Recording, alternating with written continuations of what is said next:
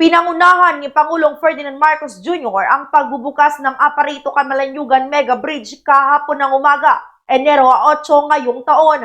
Sa kanyang mensahe, sinabi ng Pangulo na maganda ang disenyo at napatunayang matibay ang tulay matapos na unang isagawang load testing bago ang kanyang pagbisita. Bukod dito, sinabi ni Marcos na nakumpleto ang proyekto sa itinakdang panahon at nasunod ang budget. Sinabi ni Marcos na posibleng maging modelo ang nasabing tulay sa buong bansa.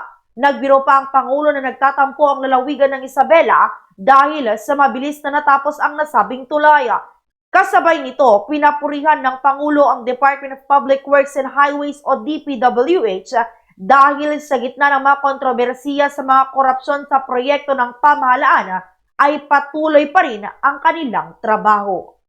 I think this will serve as a model for many of the other bridge projects that we will be seeing around the country. Ang tulay na ito, magbabago ang ekonomiya sa magkabila ng tulay na ito. And this will give many opportunities. But in the surrounding areas, pabibigyan ng mga opportunities for new jobs, for new businesses. And I'm sure that you will feel the effects, the economic effects in a very short time. Yan ang ulat mula rito sa Bombo Radio Tugigaraw para sa Bombo Network News. Ako si Bombo Ranzel Leadorana. This is Bombo Radio Philippines, the #1 and most trusted source of news and information. Basta Radio. Bombo!